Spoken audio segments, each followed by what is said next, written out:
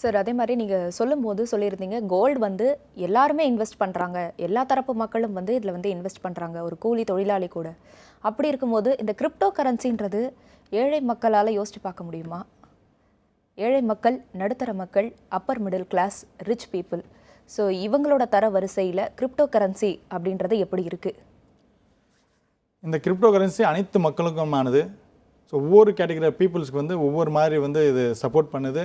அதுக்கேற்ற மாதிரி நம்ம ட்ராவல் பண்ணலாம். எக்ஸாம்பிள் வந்து ஒரு ஏழை வந்து கண்டிப்பாக அவங்களோட தினந்தோறும் வர இன்கமில் ஒரு 20% வந்து கிரிப்டோவாக மாற்றி வைக்கலாம்.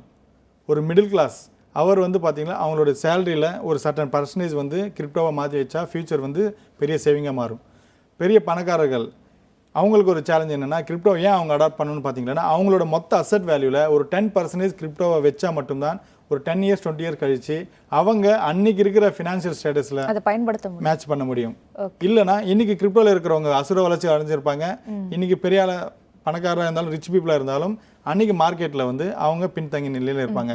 ஸோ அந்த ஒரு ஸ்டேட்டஸ் மெயின்டைன் பண்ணுறதுக்காகவாவது அவங்க அசட்டை வாங்குகிற கம்பல்சரி அவங்களுக்கு இருக்குது. ஸோ இந்த மாதிரி தான் கிரிப்டோ வந்து ஒவ்வொரு சார மக்களுக்கும் ஒவ்வொரு விதமாக இது பயன்படுது.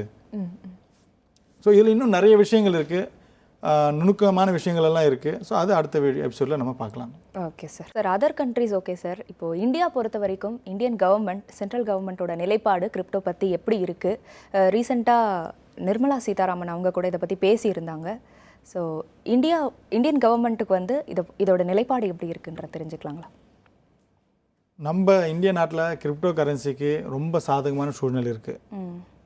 ஸோ லேட்டஸ்ட்டாக கூட நம்ம ஃபினான்ஸ் மினிஸ்டர் அனௌன்ஸ்மெண்ட் கொடுத்துருக்காங்க. கிரிப்டோவில் யார் வேணாலும் இன்வெஸ்ட் பண்ணுங்கள், ஒரு அசட்டாக. நீங்கள் வந்து பணமாக இதை வந்து பேசக்கூடாது, ஒரு டிரான்சாக்ஷன் மோடாக பயன்படுத்தாமல் ஒரு அசட்டாக நீங்கள் யார் வேணாலும் வாங்கி வச்சுக்கலாம். ப்ளஸ் அதில் என்ன இன்கம் வருதோ அதுக்கான டேக்ஸ் வந்து 30% வந்து நம்ம ஸ்லாபை ஒதுக்கியிருக்காங்க. அதாவது ஒரு 1 லட்ச ரூபா நம்ம இன்வெஸ்ட் பண்ணுறோம்னா இந்த வருஷம் நம்ம 1 லட்ச ரூபா இன்வெஸ்ட் பண்ணிக்கிறோம்னு சொல்லிட்டு கவர்மெண்ட் டிக்ளேர் பண்ணிவிட்டு அந்த ஒரு வருஷம் கழிச்சு அடுத்த வருஷம் நம்ம சேல் பண்ணுறோம், ப்ராஃபிட் எடுக்கிறோம். அப்போது 2 lakh rupees நமக்கு இன்கம் வருதுன்னு வச்சுக்கோங்க.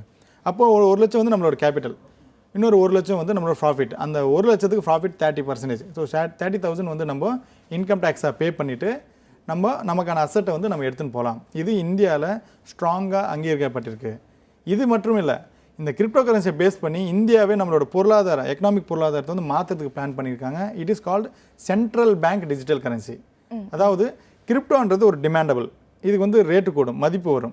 ஸோ நாளுக்கு நாள் மக்கள் வாங்க ப்ரைஸ் ஏறினே இருக்கும். அப்போது ஒரு கவர்மெண்ட் வந்து ஒரு கிரிப்டோ கரன்சியை டைரெக்டாக ப்ரொமோட் பண்ணவே முடியாது. ஏன்னா கவர்மெண்ட் இன்கேஸ் எக்ஸாம்பிளுக்கு வந்து இந்தியாவே வந்து ஒரு இந்தியா காயின் அப்படி ஒரு கிரிப்டோ காயின் லான்ச் பண்ணாங்கன்னா இது உலகம் பூரா ட்ரெண்ட் ஆகும். ஏன்னா கிரிப்டோன்றது உலகத்துக்கு one world one currency already சொல்லுவாங்க. சமீபத்தில் பிரைம் மினிஸ்டர் வந்து இதில் இன்வெஸ்ட் பண்ணுங்க அப்படின்னு என்கரேஜ் பண்ண மாதிரி செய்திகள் வெளியானது இல்லையா? எஸ், அவங்க அதான் சொல்கிறாங்க, நீங்கள் இன்வெஸ்ட் பண்ணுங்கள், டிக்ளேர் பண்ணிவிட்டு ஃபைல் பண்ணுங்கள், டேக்ஸ் பே பண்ணுங்கள் அப்படின்றது. ஆனால் இந்த காயின் தான் வாங்குங்க, இந்தியா காயின் வாங்குங்க. எக்ஸாம்பிள் வந்து கவர்மெண்ட் வந்து எப்பவுமே நமக்கு நீங்கள் கோல்டு வாங்கி வைங்கன்னு சொல்ல மாட்டாங்க டைரெக்டாக. கோல்டு நீங்கள் எல்லாருமே வாங்கி வச்சுக்கோங்க சொல்ல மாட்டாங்க. நீங்கள் கோல்டு வாங்கினா இவ்வளோ டேக்ஸ் பே பண்ணுங்கன்னு தான் கவர்மெண்ட் சொல்லுவாங்க. அதே மாதிரி தான் கிரிப்டோவோட நிலைப்பாடும். நீங்கள் கிரிப்டோவை இன்வெஸ்ட் பண்ணுங்கள், டேக்ஸ் பே பண்ணுங்கள். ஆனால் கவர்மெண்ட்டோட ஸ்டாண்டர்டான நிலைப்பாடு வந்து எப்பவுமே அவங்க ஒரு காயின் வந்து டைரெக்டாக வந்து சொல்ல மாட்டாங்க.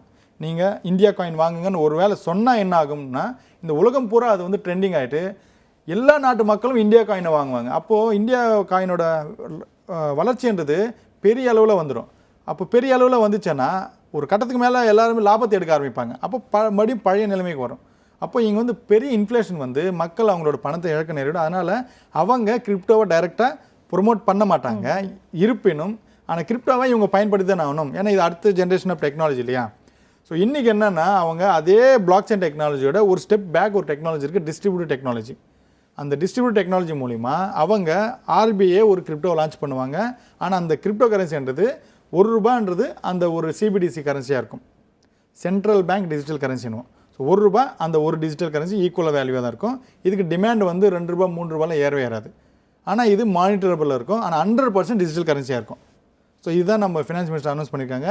இந்தியாவும் கிரிப்டோ கரன்சி லான்ச் பண்ணும்போது ஆனால் அது ஃபிக்ஸ்டு வேல்யூ, ஸ்டேபிள் காயின்னு சொல்லுவாங்க.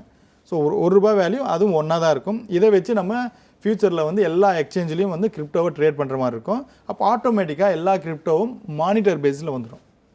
ஸோ டேக்ஸபிளாகவும் ஆகிடும். ஸோ இன்றைக்கி இதுதான் இந்தியாவோட நிலைப்பாடு. ஸோ கவர்மெண்ட் சைட்லேருந்து முழுக்க முழுக்க நமக்கு கிரிப்டோவை பொறுத்த வரைக்கும் ஆதரவு இருக்குது. என்னென்னா இன்வெஸ்ட் பண்ணுங்கள், ப்ராஃபிட் எடுங்க, டேக்ஸ் பே பண்ணலாம். ஸோ இதுதான் இன்னையோட நிலைமை.